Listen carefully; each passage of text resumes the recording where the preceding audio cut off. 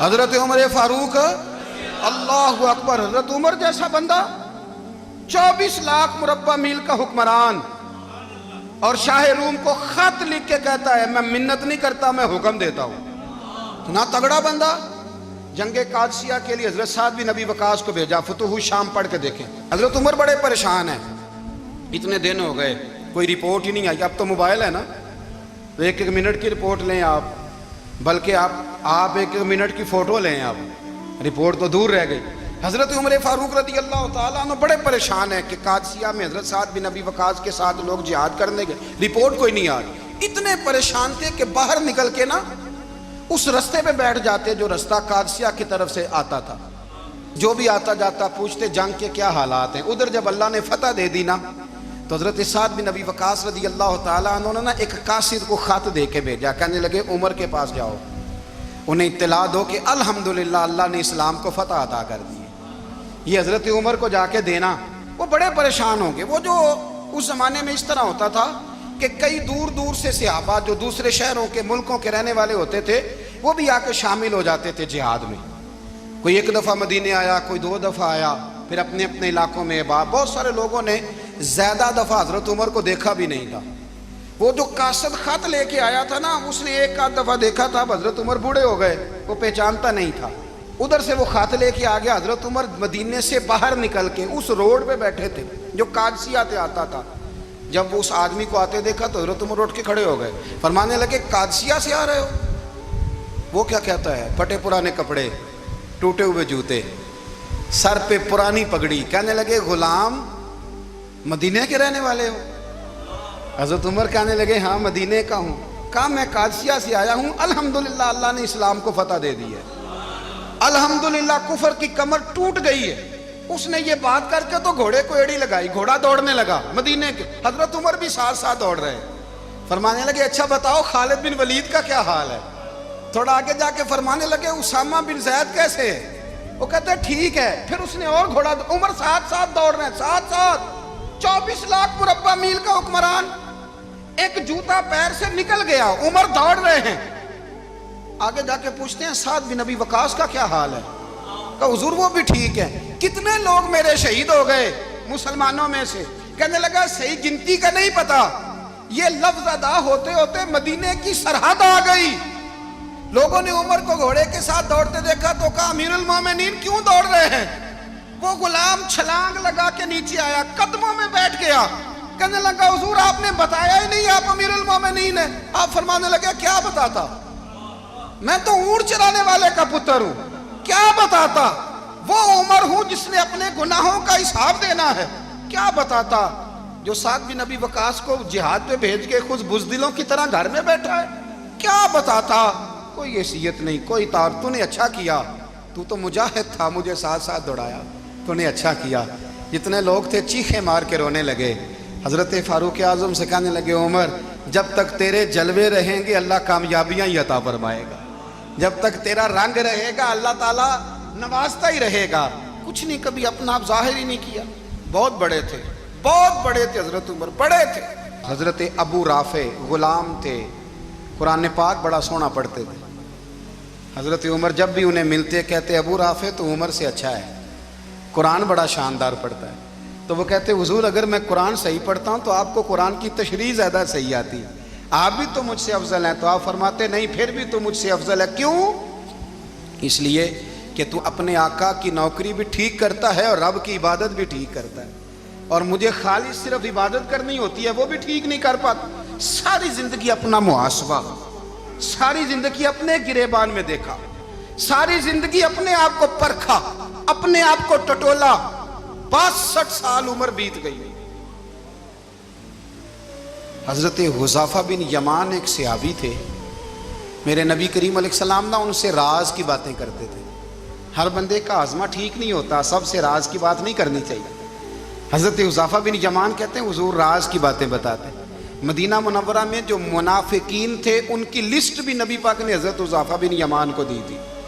جب کوئی مشکوک آدمی مر جاتا نا تو صحابہ کہتے ہیں ہم دیکھتے اگر حضرت حذیفہ نے جنازہ پڑھا ہے تو ہم بھی جنازہ پڑھ لیتے۔ نبی پاک نے بھی کچھ جنازے نہیں پڑھے، ترمذی میں ہے، فرمایا عثمان سے جو بغض رکھے اس کا جنازہ نہیں پڑھیں گے۔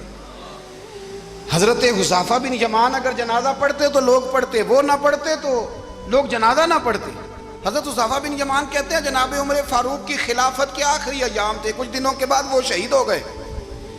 فرماتے ہیں آدھی رات کا وقت تھا، میں گھر میں سویا تھا بڑا بے فکر، اچانک میرے دروازے پہ دستک ہوئی، میں گھبرا کے اٹھا، اتنی رات کو کون آیا؟ کہتے ہیں قربان جاؤں، دروازے پہ گیا تو امیر المومنین فاروق اعظم دروازے پہ۔ میں نے کہا عمر کوئی حکم تھا تو مجھے بلا لیتے۔ کہنے لگے میں نا امیر بن کے نہیں آیا، تیرا ویر بن کے آیا ہوں۔ امیر المومنین کی حیثیت سے سرکاری کام سے بلاتا تو وہاں بلاتا، مجھے ایک ذاتی کام پڑ گیا۔ کہتے ہیں میں نے عمر کو گھر کی اندر بلا کے چارپائی پہ بٹھایا، میں نے کہا حضور میں غریب آدمی ہوں، میں کیا آپ کے کام آ سکتا ہوں؟ تو کہتے ہیں انہوں نے نا مجھے ساتھ بٹھا لیا، پھر میرا ہاتھ پکڑ لیا، کہنے لگے تو عمر کو جانتا ہے؟ عمر جھوٹ نہیں بولتا، تو جانتا ہے عمر وعدوں کا پکا ہے؟ کہا حضور جانتا ہوں۔ کہا میں اس وقت آیا ہوں جب دیکھ بھی کوئی نہیں رہا۔ حضرت حذیفہ بن یمان کہتے ہیں پریشان ہو گیا، حضور پہلیاں نہ بجھوائے، مہربانی کر بتائیں کدھر آئے ہیں؟ تو حضرت عمر فاروق فرمانے لگے 62 سال کا ہو گیا ہوں، 63 میں چل رہا ہے، داڑھی سفید ہو گئی ہے، پھل پک گیا، اٹھ فریدہ ستیا، داڑھی آ گئی پور، اگا نیڑے آ گئی، پیچھا رہ گئی دور، اب قبر اشر کا معاملہ صاف نظر آنے لگا ہے۔ کہا حضور مجھ سے کیا چاہتے ہیں؟ حضرت عمر رو پڑے، کہنے لگے آج میں عشاء کے بعد نکلا ہوں تو نبی پاک کے صحابہ مجھے نیک کہہ رہے تھے، پھر میں نے بچوں کی ماں سے اور بچوں سے بھی پوچھا ہے، وہ بھی مجھ سے راضی ہیں، پر حذیفہ تیرے ساتھ نبی پاک راز کی باتیں کرتے تھے، سچ بتا کہیں عمر کا نام منافقوں میں شامل تو نہیں؟ سچ بتا ان منافقین میں تو شامل نہیں، کہیں اوپر سے تو نہیں سارا کچھ؟ حضرت حذیفہ بن یمان کہتے ہیں میں باپ کے مرنے پہ اتنا نہیں رویا جتنا عمر کے سوال پہ رویا۔ میں قدموں میں بیٹھ گیا، میں نے کہا نہیں عمر یہ تو میں نے نہیں سنا، لیکن یہ میں نے نبی پاک سے ضرور سنا ہے کہ میرے بعد اگر کوئی نبی ہوتا تو عمر ابن خطاب ہوتا۔ یہ میں نے اپنے کانوں سے سنا ہے کہ عمر جس گلی سے گزرے شیطان رستہ بدل جاتا ہے۔ یہ میں نے اپنے کانوں سے سنا ہے کہ 950 سال حضرت جبریل جناب عمر کی شان بیان کریں تو پھر بھی بیان نہیں ہو سکتا، یہ میں نے ضرور سنا۔ دوستو ساری زندگی حضرت عمر نے اگر دوسروں کا محاسبہ کیا تو اپنا اور اپنے بچوں کا بھی کڑا خیال رکھا، اپنی ذات پر بڑی توجہ دی۔ جو لوگ اپنا بھول جاتے نا، ہمیں اپنی صحت کا بڑا خیال ہے لیکن اپنی روحانی زندگی کا کوئی خیال نہیں ہے۔ حضرت عمر فاروق رضی اللہ تعالیٰ عنہ نا باہر والوں کا بھی بڑا سخت حساب کرتے تھے۔ بڑا ایک گورنر صاحب نے لباس بڑا شاندار پہننا شروع کر دیا تھا تو حضرت عمر نے اتروا کے نا تو انہیں ٹاٹ کا لباس پہنا کے تو اونٹ چرانے کی ڈیوٹی دے دی تھی، اتنا سخت احتساب کرتے۔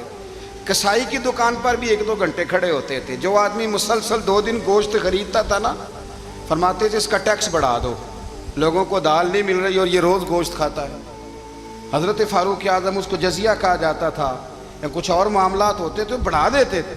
مسلسل جو 2 دن آدمی گوشت کھاتا تھا، فرماتے تھے مدینے میں غربت ہے، اگر یہ والا نظام تم کرو گے تو غریب لوگ کس کی طرف دیکھیں گے۔ لیکن اس سے زیادہ بڑھ کر جو ان کی زندگی کا معیار اور سٹیٹس تھا وہ یہ تھا کہ اپنے گھر کا خاص خیال رکھتے، خاص توجہ کرتے۔ ملک شام سے اور ایران سے کچھ لوگ آپ کی خدمت میں آئے تو وہاں سے کچھ کنیزیں بھی آئیں، ان کے بادشاہ کا پیغام لے کے۔ شاہ ایران کی کنیز کو ملکہ نے کہا کہ نا حضرت عمر کی زوجہ کو دیکھ کے آنا ذرا کس طرح کی ہے۔ ہمارے ملک میں کیا کہتے ہیں؟ خاتون اول، باقی سارے دوؤں میں خاتون اول، ذرا خاتون اول کو دیکھ کے آنا۔ تو وہ جب آئی نا گھر میں ملنے تو کہا کہ مجھے میری ملکہ نے کہا تھا کہ عمر کی زوجہ سے اہلیہ سے ملاقات کر کے آنا۔ تو حضرت عمر کی اہلیہ نے نا ایک جوڑا کپڑوں کا دے دیا ملکہ کے لیے اور ایک خوشبو کی شیشی دے دی۔ اب جب وہ تحفے وہاں گئے تو اس ملکہ نے نا کچھ سونے کا سامان بھیجا، کچھ زیورات بھیجے، کچھ تحائف بھیجے۔ جب حضرت عمر کے گھر آئے نا، وہ خادم لے کے آیا، اس نے کہا جی آپ کی اہلیہ نے تحفے بھیجے تھے، تو جواب میں شاہ ایران کی بیوی نے، یہاں جس ملک کا وہ سفیر تھا، انہوں نے بھی یہ بھیجے۔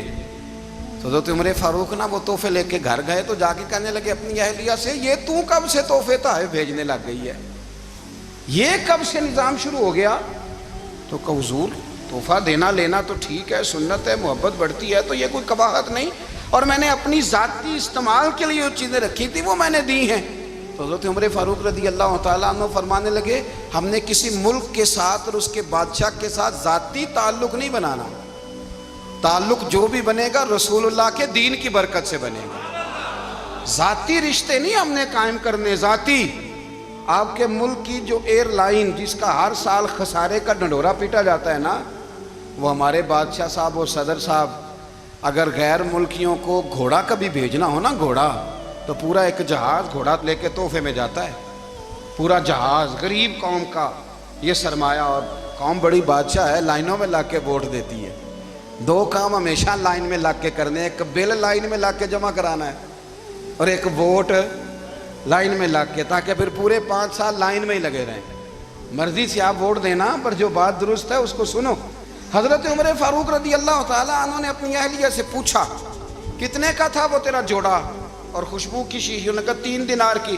فرمایا یہ 3 دینار تیرے، اور باقی جو تحفے آئے ہیں وہ تو خود کہہ، چونکہ اس نے تیرے نام بھیجے ہیں، تو کہہ کہ میں مال غنیمت میں دیتی ہوں، تو کہہ میں مسلمانوں کو کہہ۔ تو زوجہ ہنس پڑی، کہنے لگی میں نہ بھی کہوں تو مجھے کہنا تو پڑے گا ہی، کہنا تو میں نے ہے ہی، کیونکہ سامنے عمر فاروق ہیں، لہذا فرمایا کہہ دیتی ہوں میں نے دیا خزانے کو۔ حضرت عمر نے جمع کرا لیا۔ میں یہ کیا بات ہے، میرے گھر والے جو مرضی کریں، ان کا معیار زندگی جس طرح کا مرضی ہو۔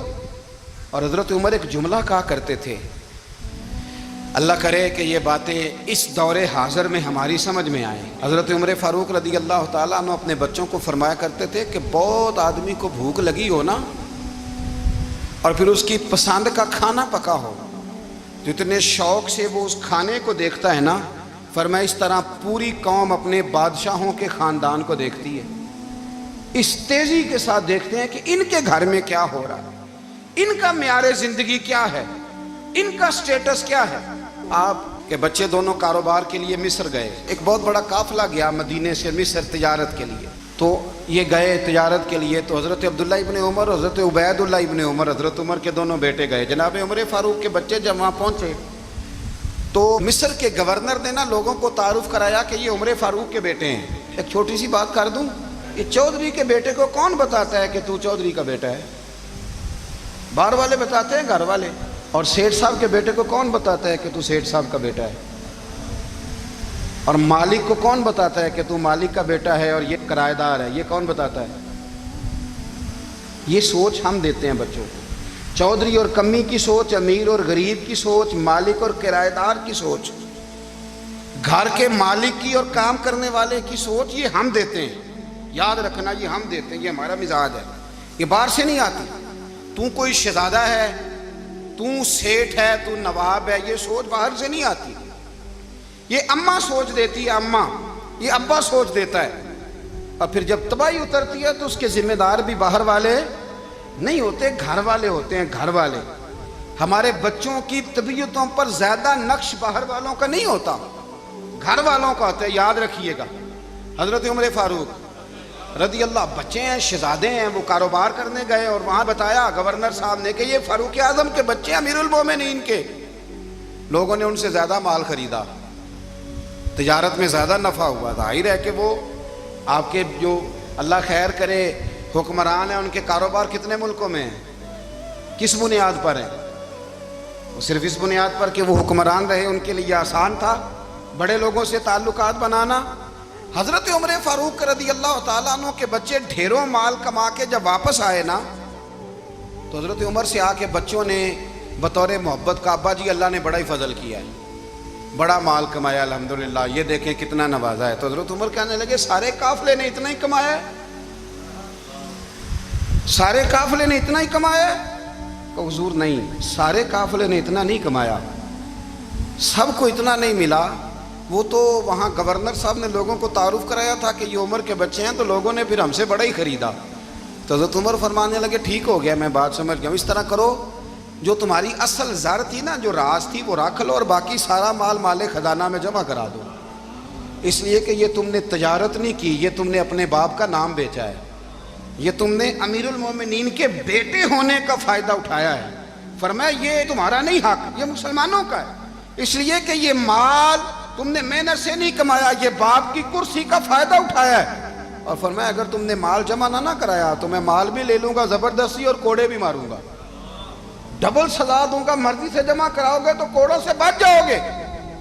بڑے بیٹے نے تو جمع کرا دیا تو چھوٹا تھوڑا پریشان ہوا، تو حضرت عبداللہ ابن عمر چھوٹے بھائی کا ماتھا چوم کے کہنے لگے بیٹے چپ کر کے جمع کرا، یہاں بھی فخر کر کے ہم عمر کے بیٹے ہیں اور قیامت میں بھی فخر کریں گے کہ ہم فاروق اعظم کے بیٹے ہیں۔ یہاں بھی ناز کریں گے اور وہاں بھی ناز کریں گے کہ عمر کے بچے ہیں۔ ہمارے باپ نے خود بھی حلال ہی کھایا ہے، اور جب ہماری کمانے کی باری آئی ہے تو ہمیں حکم بھی حلال کھانے کا دیا ہے۔ بھائی ہمارا مزاج دے، بچہ جب لے کے آتا ہے 2 لاکھ روپیہ تو کبھی پوچھے کہاں سے آیا ہے؟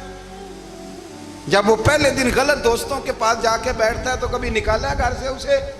یہ بہت سارے خمیازے ہمیں اس لیے بھگتنے پڑتے ہیں کہ ہم ابتدا میں سوراخ بند نہیں کرتے، جب اس میں شگاف پڑ جاتا ہے، سیلاب آتا ہے تو ہمیں ہوش آتی ہے۔ حضرت عمر نے اپنے گھر میں نگرانی رکھی، کڑی نگرانی۔ زیادہ نماز گھر میں پڑھتے تھے حضرت عمر، نفلی نمازیں زیادہ کیوں بلا؟ میرے اصحاب مجھے حکم دیتے تھے کہ فرض نماز کے علاوہ نمازیں گھر میں پڑھنا، بچوں کو عادت پڑے گی، ذوق پیدا ہوگا، ان کو پتہ چلے گا کہ ہمارے گھر میں 5 وقت کوئی اور کام بھی ہوتا ہے۔ بھائی یاد رکھیں کہ آپ نے اگر سجدہ کرنا ہے تو بچہ لیٹ جائے گا، اسے پتہ کوئی نہیں سجدہ کیا ہے، لیکن جب گھر میں کبھی قرآن ابا جی کھول لینا، میں اکثر کہتا ہوں جب ابا جی کا موڈ بن جائے نا لیکچر دینے کا، وہ گھر میں شروع ہو جاتے ہیں، کہتے ہیں آپ لوگ نماز نہیں پڑھتے اس لیے میرے کاروبار میں برکت کوئی نہیں، تم سویرے قرآن پاک نہیں کھولتے تو میں تباہ ہو گیا ہوں۔ تو میاں آپ نے کب گھر میں قرآن پاک کھولا تھا؟ آپ نے کب نماز پڑھی؟ آپ نے کب گھر کے اندر اللہ رسول کا ذکر کیا تھا؟ آپ نے کب حدیث چھیڑی؟ آپ نے بھی تو گھر کے اندر جب بھی آپ آئے ہیں تو آپ نے وہی کچھ کیا جو دنیا دار کرتے ہیں۔ آپ بھی تو اپنا موبائل لے کے الگ کونے میں بیٹھ گئے، آپ نے بھی تو کہا ہے کہ اب تمہارے چینل ختم، اب میری مرضی والا چلے گا۔ تو جو آپ نے کیا ہے بچے بھی وہی کام کریں گے۔ آپ نے بھی گپ شپ لگائی ہے تو وہ بھی لگا رہے ہیں۔ یہ سمجھ لیں جو کام آپ کریں گے آپ اپنے بچوں کی سیرت میں اس کا جلوہ دیکھ لیں گے۔ بڑی پکی سی بات ہے کہ آپ کو بچے کی عادتیں دیکھ کے سمجھ آ جائے گی کہ میں بھی یہی کرتا تھا اور یہ بھی۔ حضرت عمر فاروق رضی اللہ تعالیٰ عنہ وصال فرما گئے، تو آپ کے وصال کے بعد حضرت عثمان غنی رضی اللہ تعالیٰ عنہ نے آپ کی ایک بیوہ سے نکاح کیا، حضرت عمر کی ایک بیوہ سے۔ جب وہ آپ کے نکاح میں آئی تو کہنے لگی حضرت عثمان غنی سے کہ حضور نہ تو میں خوبصورت ہوں اور نہ میں جوان ہوں، نہ آپ کی کوئی خدمت کر سکتی ہوں، میرے ساتھ نکاح کرنا سمجھ میں نہیں آیا۔ کیا شاندار جواب دیا حضرت عثمان غنی نے، کیا خوبصورت جواب دیا۔ فرمانے لگے میں نے اس لیے نکاح نہیں کیا کہ مجھے تمہارے حسن سے دلچسپی تھی یا تمہاری خدمت کی ضرورت تھی، میں نے تو اس لیے نکاح کیا ہے کہ مجھے بتاؤ عمر فاروق گھر کے اندر اپنے رب کی عبادت کس طرح کرتے تھے، وہ قرآن پاک کس طرح پڑھتے تھے، وہ رویا کیسے کرتے تھے، استغفار کا طریقہ کیا، کس وقت کس انداز میں وہ اپنے رب کو یاد کرتے تھے۔ اس لیے کہ عمر کئی دفعہ گھر سے آتا تھا تو میں اس کے چہرے پر نور دیکھا کرتا تھا، میں روشنی دیکھتا تھا، ایک معیار دیکھتا تھا۔ نکاح اس لیے کیا ہے کہ مجھے عمر کی جو گھر کے اندر کی عبادت ہے اس سے آگاہ کرو، تاکہ عثمان غنی بھی چاہتے ہیں اس طرح کے عمل کرو جس طرح کہ عمر فاروق کر کے گئے ہیں۔ بھائی جب تک ہم اپنے گھر میں وہ توجہ نہیں دیں گے، وہ مزاج دیکھیں نا، ہمارے گھروں میں جب نقشہ پاس ہوتا ہے تو ٹی وی لان بھی اس میں ہوتا ہے، ڈرائنگ روم بھی ہوتا ہے، نماز کی جگہ بھی ہوتی ہے نقشے میں۔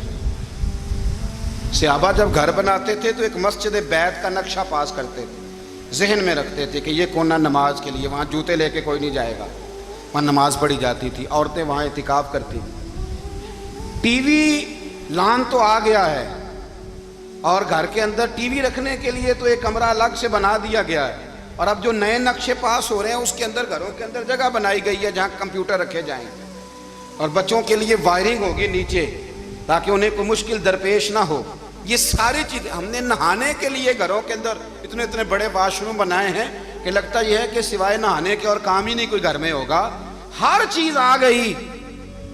پر اللہ کرے کوئی تفسیر بھی ٹیبل پہ پڑی نظر آئے، کوئی حدیث کی کتاب بھی ٹیبل پہ پڑی نظر آئے۔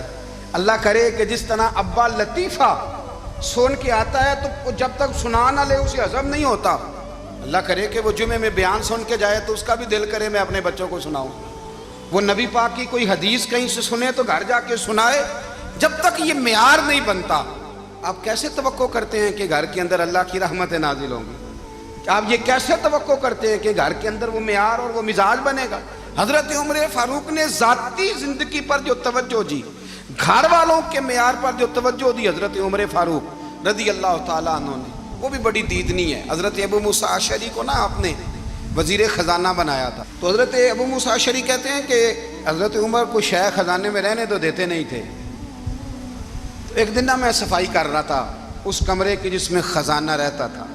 ہمارے تو ملک میں جو جاتا ہے وہ صفائی کر کے ہی جاتا ہے، اللہ خیر کرے. اور خیر معیار بدلتا ہے.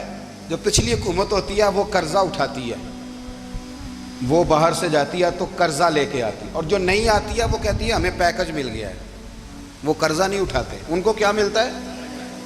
یعنی پچھلی نے قرضہ لیا تھا اور ہم نے، واہ جی واہ کیا خوبصورت انداز ہے.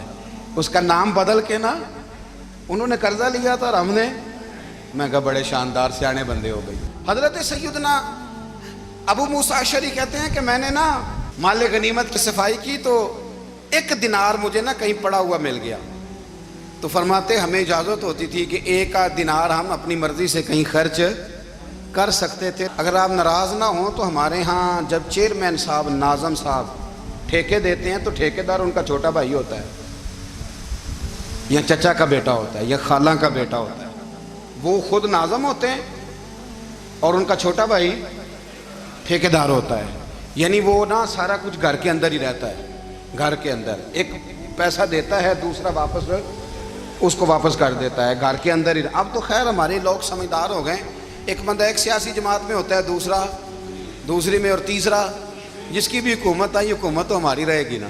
ایک بندہ تو ہے نا اس جماعت میں. یہ اچھا لوگوں نے ایک طریقہ نکالا ہے. تو حضرت عمر کے بیٹا گزر رہا تھا تو حضرت ابو موسیٰ اشعری کہتے ہیں میں نے صفائی کی تو 1 دینار نکلا. تو میں نے وہ 1 دینار نا حضرت عمر کے بیٹے کو دے دیا. میں نے کہا لو بیٹا اپنے چچا کی طرف سے تحفہ.